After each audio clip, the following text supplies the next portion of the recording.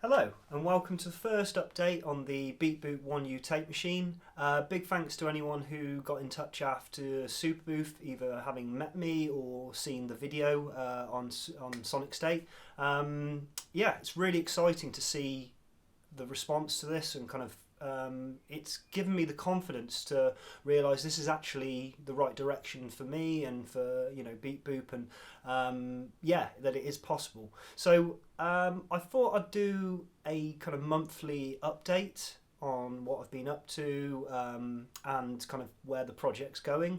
I'm not going to commit myself to release times just yet because I think that's putting the cart before the horse. I think it's more important, I get the thing right and I'm happy with it before committing to any, arbitrary date. So, yeah, where am I with it at the moment? So, some of you might have seen or heard it at Superbooth, and at the time I was just really happy to have got it to that stage to be able to show people.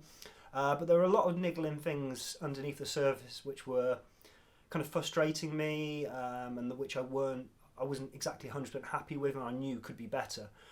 So after coming back, before I came back I had the chance to go to a DIY modular meet in Berlin on the Sunday and yeah, met loads of cool people there. But what was really helpful for me, as well as meeting and linking up with all these amazing people who I've looked up to for a long time, was getting to spend some time on my own afterwards in Vondelpark in Amsterdam. I just spent 3 days kind of decompressing and processing everything that had happened and my experiences, what other people had told me, and yeah, I think I got an outline of how I'm going to approach the project, and I think I've got an idea of how I'm going to get it done now. It's a bit of a chicken and egg situation, not to complicate it too much, but I think the best place for me to start is with the playback head and getting that right first, and then I'll move on to the record head and then the motor and then the erase head. We'll see, but I think the first thing to get done is get the playback correct. So I was having a couple of issues which people wouldn't have noticed at Superbooth. I wasn't 100% happy with the circuit. It was going into, I had a very high frequency kind of oscillation on there, which wasn't noticeable when you ran the speed at the tape at normal speed, but once you slowed it down it started to become more and more noticeable. I was also having a bit of an issue with motor noise contaminating the record or replay circuits. So yeah, there's a lot to learn from it, but like I say, first of all I want to get the replay circuits right. So I had another look at them when I came back and had a bit of experiment, and I realised what I'd done wrong. I was trying to use a amplifier that's part of a lot of other circuits that I make, and yeah, it just wasn't the right one for this. All to do with impedances, and basically I needed to isolate the tape amplifier equalization circuit more, from the rest of any loading effects, stuff like that. So anyway, so once I had a little tinker around with that, I sent off the board, and the great thing is that's arrived. I've built them up and they sound great. In fact, it's the best tape replay circuit I've made so far.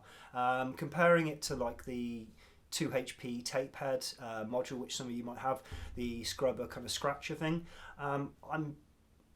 I'm really happy with how it's sounding. The clarity on it is so clear that I was finding when I was scrubbing I could kind of dial in on individual words and really dial in on small sounds. So yeah, I built up the first batch of 5 and they're on my workbench at the moment. Now before I go ahead and release these through my website kind of officially, there's a number of you who've got in touch and people who have experience with tape machines and tape loops. So the first 5 will probably go to them.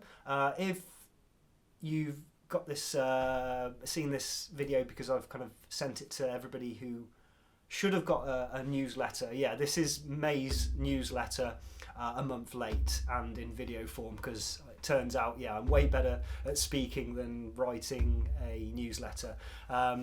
As anyone who's ever read one of my emails will also know. So yeah, I sent off for it. I've built them up. Really happy. If you're one of the people who signed up to kind of the newsletter and waiting list, send me a message. These are going to be available, in the next week or so, and then I'll send off for the final revision of that PCB, and I'll make a video, and then they'll go up on my website for general release. So you might be wondering, well, what use is that on its own?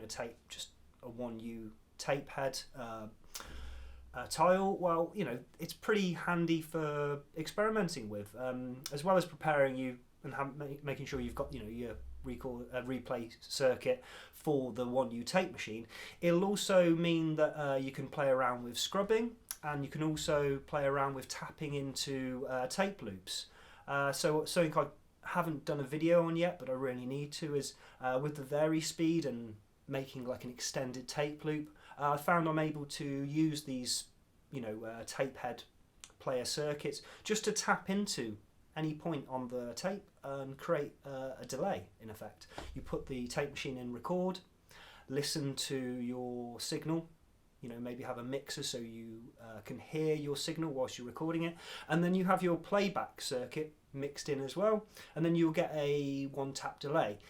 Now if you're that way inclined and starting to think about it, you can feed back the replay circuit back into the record circuit to get your repeats.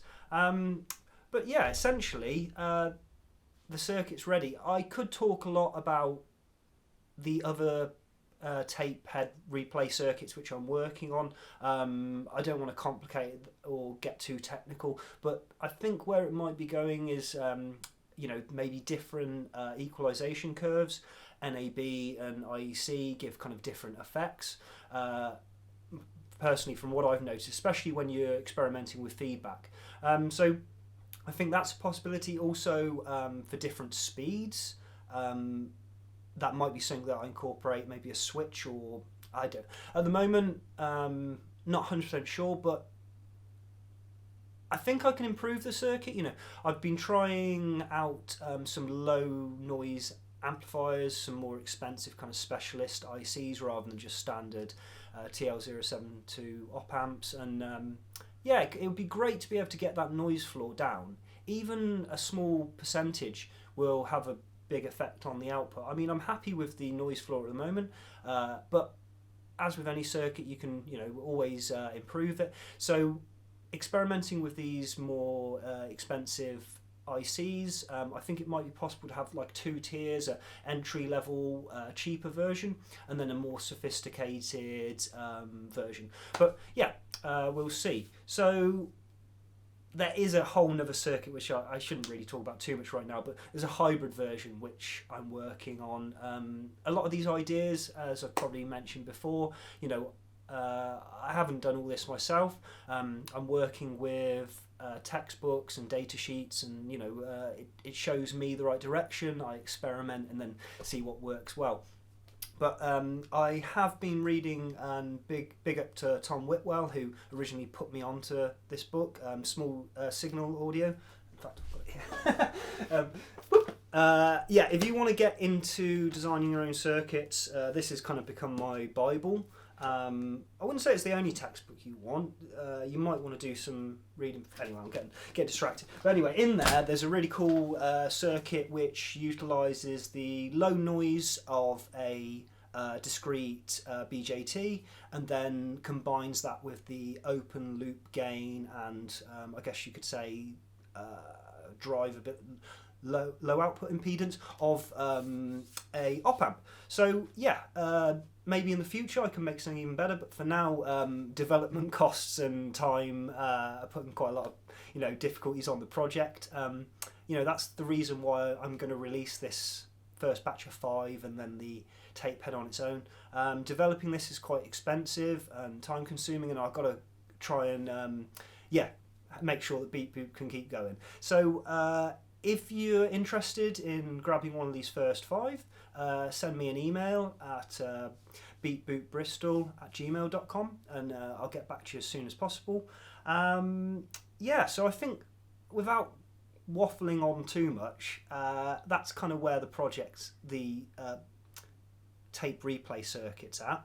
I'm going to do another video in a couple of weeks on the record circuit, which the PCBs arrive for, and again there's several different versions and I'm trying lots of different things out, so I'm not going to give the game away on that at the moment. But yeah, there's a new motor circuit on the way, which I'm hoping is going to improve any effect of the contamination, and with improved shielding I can minimise any contamination, and the erase circuit just works great. So overall I can see a light at the end of the tunnel for this very kind of basic first V1.